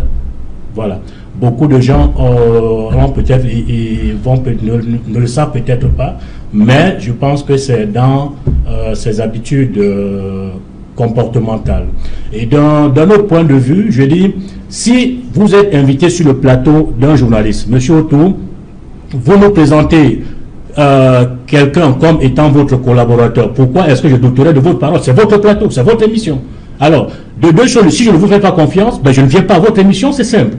À partir du moment où je viens à votre émission, vous me dites que c'est une console et voilà la rubrique qu'elle est censée animer, même si on ne me l'a pas annoncé avant, ben je suis obligé. Oui, justement qu'il n'avait pas, on ne lui avait pas dit que je dis donc que même si on ne le lui a pas annoncé avant, ce qui est une faute par ailleurs, oui, mais au moins, par la bonne foi qu'il peut accorder aux journalistes présentateurs, il aurait quand même pu lui faire foi.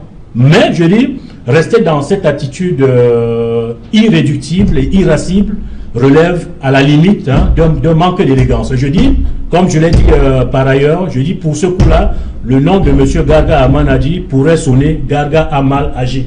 Et là, c'est difficilement compréhensible pour quelqu'un qui sollicite un suffrage populaire. Voilà justement, Wilfried Kanga, un manque d'élégance de la part d'un présidentiable. Comment vous interprétez ça pour quelqu'un qui sollicite des suffrages? Les femmes sont plus de 50% de la population camerounaise, et ici, un peu comme la jeunesse, lorsqu'on veut développer un pays, lorsqu'on a un véritable projet de société pour un pays, on doit ancrer les femmes, on doit ancrer en tout cas les majorités. Évidemment, le devoir d'un État, c'est d'assurer la protection des minorités, mais justement de considérer la majorité et de la mettre au centre de ces enjeux de développement. Alors, dans les pays occidentaux, justement, puisque le problème, c'est qu'on les cite souvent quand ça ne va pas, et quand ça va, on refuse de les citer. En tout cas, dans les pays occidentaux, ce type de comportement pourrait vous disqualifier dans les plus brefs délais. Et dans cette même logique, parce que c'est important, lorsqu'on met dans la candidature pour présider à la magistrature suprême d'un pays, lorsqu'on veut dire à une population « je suis votre président », il faut justement, au-delà des considérations des majorités, dont les femmes dans ce pays, il faut justement, lorsqu'on regarde ailleurs, prendre les bons exemples.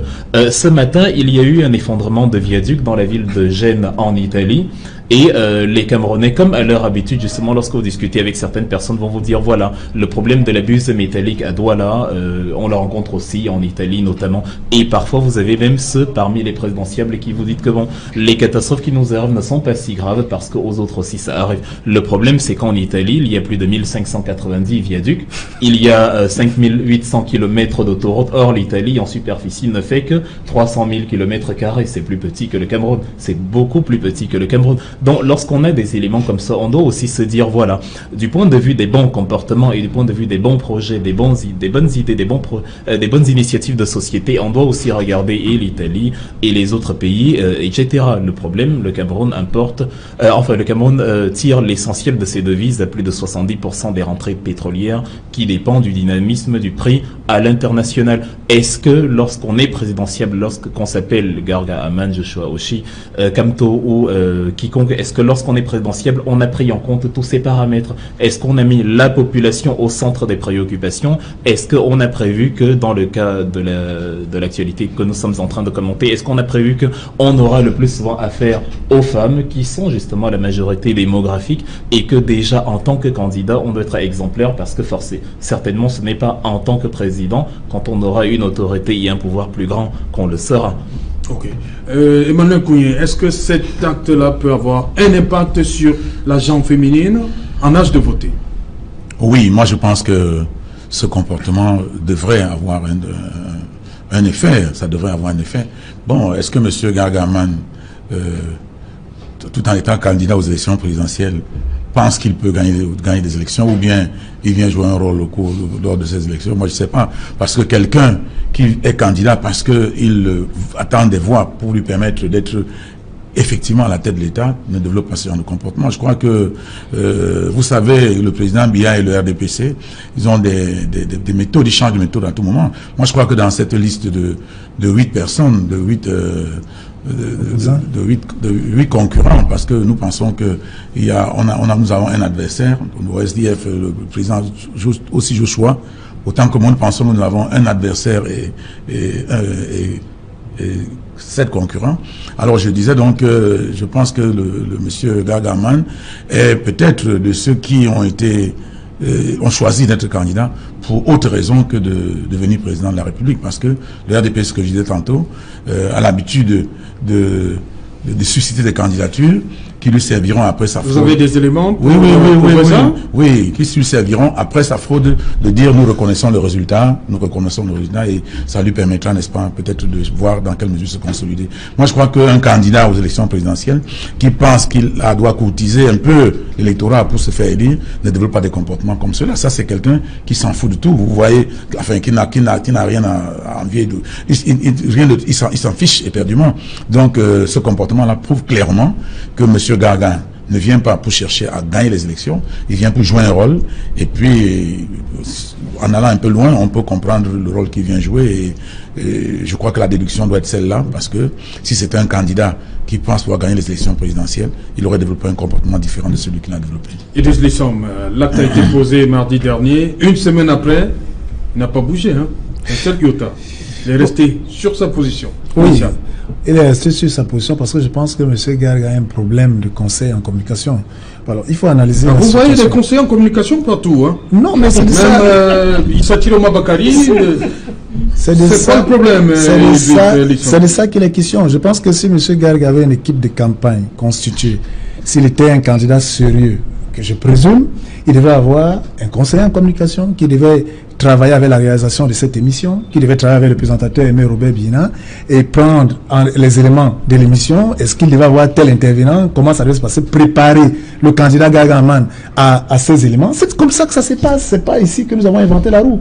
Donc, je pense que c'est quelqu'un qui est seul et qui est candidat à l'élection présidentielle tout seul et qui est lui-même son propre conseil de communication. C'est pour cela qu'il est aujourd'hui, en raison de point de presse, connaît encore une autre devise. C'est-à-dire que, même de manière élégante, ce qu'il a dit qu'il pouvait dire vraiment à la dame qu'elle n'était pas son problème, lui, il a dit, même de manière, vraiment, je dis bien, dans l'élégance même du candidat et même de la personne, il persiste et signe dans sa position.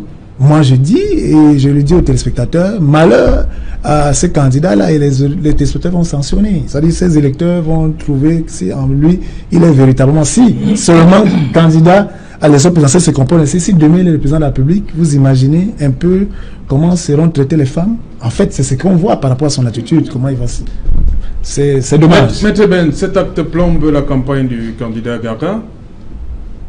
Absolument, parce que je crois que M. Ekanga a rappelé que dans la composition de la population camerounaise, les femmes sont à 51, entre 51 et 52%.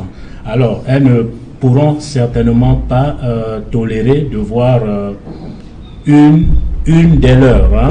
La sanction ici, c'est quoi? C'est parce qu'elles ont peur que si jamais Gaga Manadi est président, c'est la pire, c'est ça? Non, vous savez, si l'être humain est essentiellement susceptible, la femme l'est doublement. Alors, voir une dame se faire traiter comme la dame journaliste a été traitée, je dis, ne serait-ce que par rapport à la susceptibilité des femmes, ça heurte. Et M. Lisson parlait de conseiller en communication. Je crois que justement, peut-être que M. Gaga a un conseiller en communication, mais qui lui donne de mauvais conseils. Je dis, parce que je suppose que quand quelqu'un se lance dans une aventure électorale, il se fait quand même entourer. Alors maintenant, il peut se faire entourer par de mauvaises personnes. Ok?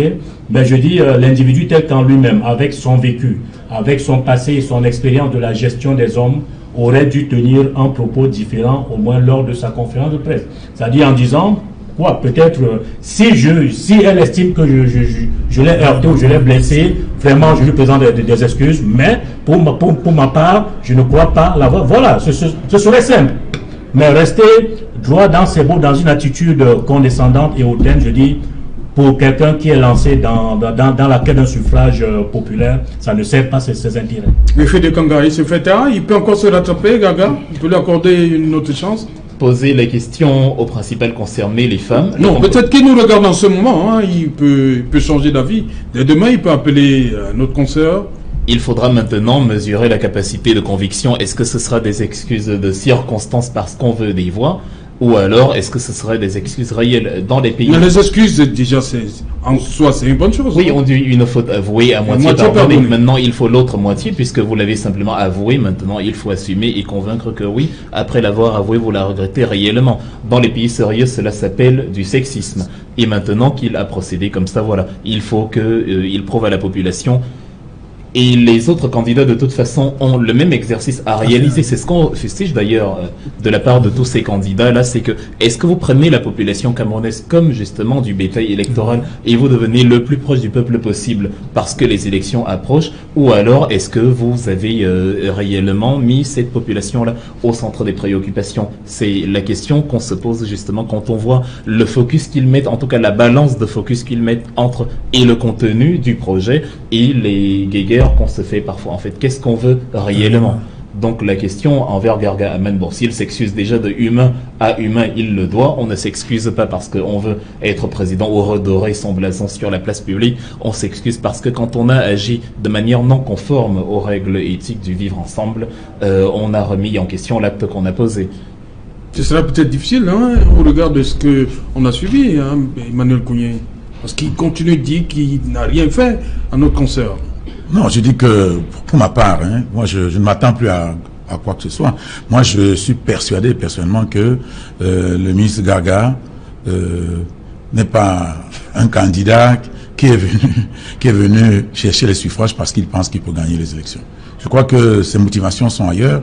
Et moi, je soupçonne que c'est un candidat, excusez-moi, une sorte de candidat d'ambiance qui pense que qu'il soit élu, qu'il ne soit pas élu, il essaie de se faire. Non, c'est pas la première fois quand même. D'accord. Il se jette tout à fait. à la course. Oui, il se jette pas le tasser de candidat d'ambiance. On peut se jeter à la course à plusieurs reprises pour les mêmes motifs. Je peux vous dire que... Il est toujours parmi les 5 premiers quand même. Hein? Oui, parmi les 5 premiers, mais il est de ceux qui reconnaissent toujours très rapidement les résultats. Mais c'est ce que vous demandez en démocratie, non? Félicite le vainqueur, Emmanuel Kouigny. Il faut féliciter le vainqueur quand c'est le vrai vainqueur. Monsieur Biya n'a jamais gagné les élections, malheureusement. Il a passé tout son temps à frauder. Il a tellement peur qu'il doit pouvoir nommer les militants du RDPC à l'ECAM, nommer les militants du RDPC à la Cour constitutionnelle, mettre les bureaux de vote dans les casernes, 2000 bureaux de vote dans les casernes. On ne peut pas dire... Je vous dis, je vous parle de la Cour constitutionnelle, comme ça. Mais la Cour constitutionnelle... Non. La loi est claire. La loi est claire, monsieur Otou. La loi est claire, monsieur Otou. La Cour constitutionnelle...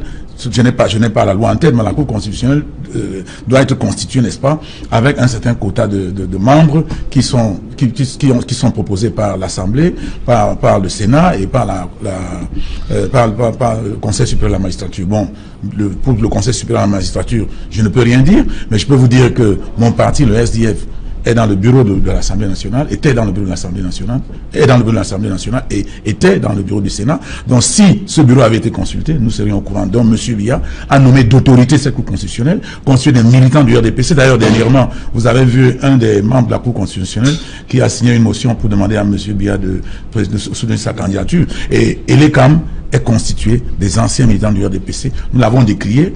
Ils n'ont pas voulu tenir compte. Les bureaux de vote, nous avons décrié. Nous avons même fait des correspondances pour leur dire que les casernes militaires n'étaient pas des lieux propices au vote, mais ils ont mis 2000 bureaux de vote dans les casernes. Ça veut dire que 2000 bureaux de vote, ça fait 1 million de voix. Donc nous allons à ces élections. 2000 bureaux de vote 2000 bureaux de vote dans les casernes militaires, partout dans la République. Nous avons compté, ça fait 2000 bureaux. Et ces 2000 bureaux de vote se situent à des endroits où les élections vont se passer sous haute pression, parce que dans ces bureaux de vote, le principe c'est que le jour du vote, l'ECAM apporte les cartes de membres qui n'ont pas été retirés et on les dépose dans les bureaux de vote. Et dans ces lieux où il y a des gens en armes, on peut prendre ces cartes, et on a d'ailleurs pris parfois ces cartes. Moi j'ai été scrutateur, représenté mon parti dans la caserne militaire. Vous savez que c'est pas la première fois que ça se passe?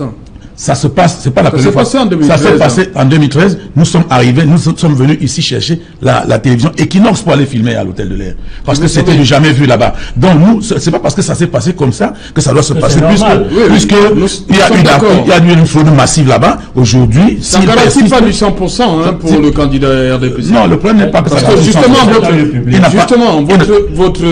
votre président régional, Emmanuel Tonga, qui depuis met un peu de la pression et les camps par rapport à la présence de ces bureaux de vote, a sorti les chiffres. On sait que ce n'était pas du 100%.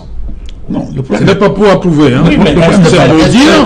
C'est pour dire que ce n'est pas une garantie. C'est pas une garantie. Pas du tout. C'est pas une garantie pour qui? Pour moi d'avoir 100%. Pour le RDPC. Le problème n'est pas là. Je vous dis que, même si ce n'est pas du 100%, je vous dis que dans ces bureaux de vote, dans ces casernes, il y a des gens, c'est un lieu où il y a des gens en armes qui sont qui soutiennent le RDPC. Pourquoi ils soutiennent le RDPC? Même si les militaires, beaucoup d'entre eux, ont leurs convictions et peuvent voter contre le RDPC, il n'en demeure pas moins que les chefs qui sont là, qui sont les généraux et tout ça, sont nommés par M. Biya.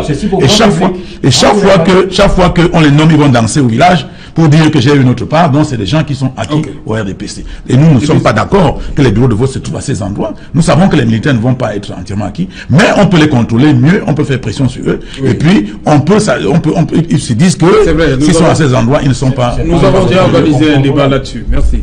Oui, Edith Litson, pour sortir. Oui, moi je suis toujours un peu, peut-être pas dépassé, mais je pense que lorsque M. Kouigny insiste et persiste que l'élection, parce que tel qu'il a parlé, si je suis un électeur, je vais pas aller voter parce que je vais trouver que ça ne vaut pas la peine. Et moi je dis ce type de discours contribue à faire à ce que les gens se désintéressent à la politique. Moi je pense plutôt que le travail qui a été fait par le SDF, qui a ressorti 2000 bureaux de vote qui sont recensés étant dans les casernes, demande justement C'est ça ce qui fait ce qu'on appelle préparer une élection. À prendre des dispositions pour contrôler le vote et mobiliser les scrutateurs et tout le reste par rapport à ça. Mais ça ne nous empêche pas de le dire. Non, il faut nous avons pris des décisions, nous avons pris beaucoup de dispositions, mais on persiste à le dire. Et c'est parce qu'on le dit. Donc, je vais finir en disant que, monsieur,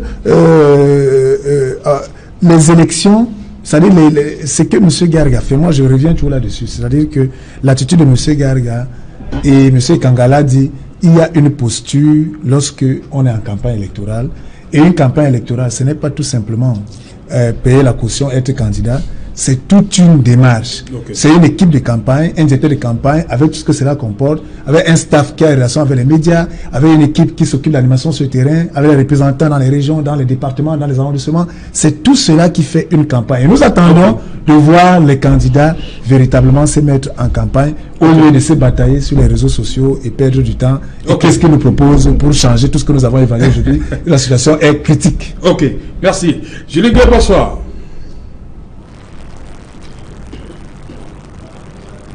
Bonsoir, bonsoir à tous vos invités et bonsoir à tous ceux qui nous regardent. Voilà, parole de femme dans un instant. Qu'est-ce que vous avez préparé pour les millions, on va le dire comme ça, de téléspectateurs? Sujet assez intéressant ce soir avec les femmes, nous parlons du commérage dans les salons de coiffure. Les hommes s'intéressent aussi à parole de femme. Tout à fait, les hommes s'intéressent aussi à cette émission-là. D'ailleurs, je suis sûr que vos panélistes vont très souvent dans les salons de coiffure, peut-être pour femmes pour accompagner leurs compagnes, également pour hommes quand ils veulent se faire beau. Quelle est l'ambiance qui règne dans ces espaces-là? Quels sont leurs rapports avec leurs coiffeurs et les coiffeuses de leurs épouses, de leurs partenaires? On parle ce soir du commérage dans ces lieux-là. Qu'est-ce qu'ils en pensent? Est-ce que quand ils vont, c'est juste pour ce coiffeur? Alors de temps en temps, on fait des petits commentaires. On ne parle pas que de matchs dans les salons de coiffure, Serge Allons autour. On ne parle pas que de la politique. On parle de beaucoup d'autres choses aussi. Des choses qui peuvent parfois fâcher certaines personnes, des choses qui peuvent parfois être à l'origine des disputes. Une fois que monsieur est rentré à la maison, une fois que madame est rentrée à la maison, parce qu'elle a entendu certaines choses qui ont été dites dans ces salons de coiffure-là. Et puis à la maison, bonjour les problèmes. Donc on en parle dans une poignée de secondes avec mes invités. Le commérage dans les salons de coiffure, messieurs. Voilà, prenez rendez-vous tout à l'heure après qu'il en soit, le commérage dans les salons de coiffure. Merci, cher monsieur, d'être venu. Voilà. Merci beaucoup. Voilà. Madame, monsieur, c'était Equinox Soir, rediffusion 23h GMT, minuit à Bassa.